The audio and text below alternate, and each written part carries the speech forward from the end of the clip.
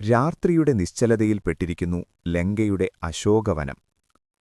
പ്രകാശത്തിന്റെ ചില തിരമാലകൾ ചന്ദ്രികയായി പുഞ്ചിരിച്ചു നിന്നുകൊണ്ടിരിക്കുമ്പോൾ ആ തോട്ടത്തിൽ ആർക്കുമറിയാതെ ഒളിഞ്ഞ് ഹനുമാനിരിക്കുകയാണ്.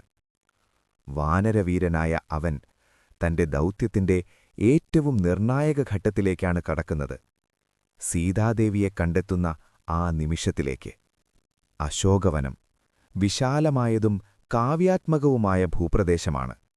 തുളസിയും കുന്തലപുഷ്പങ്ങളുമുള്ള ഒരു തിരുസങ്കേതം പോലെ.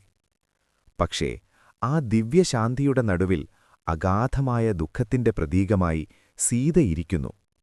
തന്റെ ഭർത്താവായ രാമനെക്കുറിച്ച് ചിന്തിച്ചുകൊണ്ടിരിക്കുന്ന അവൾ ഭൂമിയെ നോക്കി ശൂന്യതയിൽപ്പെട്ട നിലയിലാണ്. ചുറ്റും രാക്ഷസികളെപ്പോലുള്ള കാവൽക്കാർ.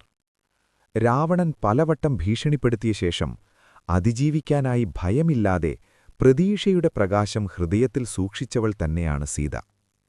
ഹനുമാൻ ആ കാഴ്ച കാണുമ്പോൾ അവന്റെ മനസ്സിൽ കരുതലും ആഴമുള്ള സ്നേഹവും പൊട്ടിപ്പുറപ്പെടുന്നു. ഹനുമാൻ ഒളിഞ്ഞിരുന്ന നിലയിൽ നിന്നും സൂക്ഷ്മസ്വരത്തിൽ സീതയെ അഭിസംബോധന ചെയ്യുന്നു. ജനകപുത്രി, ഞാൻ വാനരവീരനായ ഹനുമാൻ, രാമന്റെ ദൂതനായി വന്നിരിക്കുന്നു.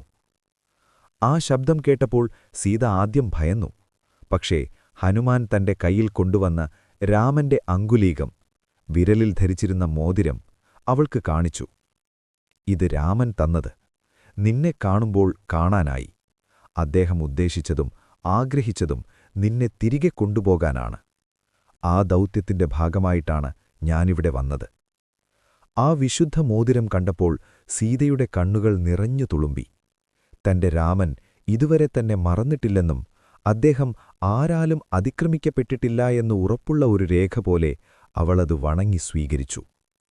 സീത ഹനുമാനോട് ചോദിച്ചു, എവിടെ രാമൻ? എപ്പോഴാണ് നമുക്ക് വീണ്ടും കാണാൻ കഴിയുക? ഹനുമാൻ മറുപടി നൽകി, അദ്ദേഹം കിഷ്കിന്ധയിൽ നിന്ന് വാനരസൈന്യവുമായി തിരിയുന്നു. സേന അണിനിരക്കുകയാണ്. നീ പ്രതീക്ഷ കൈവിടരുത്. നീ രാമന്റെ ഹൃദയത്തിൽ ജീവിക്കുന്നു. സീതയ്ക്ക് വേദനയുടെ ഇടയിലും ഹനുമാന്റെ ധൈര്യവും ആത്മാർത്ഥതയും കണ്ടപ്പോൾ ആശ്വാസമായി. തിരികെ പോകുന്നതിനു മുൻപ് ഹനുമാൻ അവളോട് ചോദിച്ചു, ഞാനിപ്പോൾ നിന്നെ കൊണ്ടുപോകട്ടെ? എന്റെ പേശിയിലേക്ക് പിടിച്ചു നീ ഇരുന്നാൽ മതി, ഞാൻ പറന്നുകൊള്ളാം. പക്ഷേ സീത തലകുനിച്ചു പറഞ്ഞു, അത് രാമന്റെ കൈകൊണ്ടായിരിക്കണം. എന്റെ രക്ഷ, എന്റെ താപവിമുക്തി, എന്റെ സ്നേഹം എല്ലാം രാമനിലേക്ക് മാത്രമാണ്. നീ തിരിച്ചുപോ, രാമനോടിതെല്ലാം പറയുക. ഹനുമാൻ സീതയുടെ ആത്മവീര്യത്തിനു മുൻപിൽ നമസ്കരിച്ചു. അവളെ ഒറ്റയ്ക്കു വിട്ടാലും അതിൽ തീർന്നിരുന്നത് നിരാശയായിരുന്നില്ല. പ്രതീക്ഷയുടെ ഒരു ജ്വാലയായിരുന്നു അവളുടെ കണ്ണുകളിലുണ്ടായിരുന്നത്. ഹനുമാന്റെ ഹൃദയം നിറഞ്ഞു. സ്നേഹത്തിന്റെയും ധാർമ്മികതയുടെയും ആ സാക്ഷിയെ കണ്ടതിന്റെ ആനന്ദം അവന്റെ മനസ്സിൽ കോരിത്തരിപ്പുണ്ടാക്കി.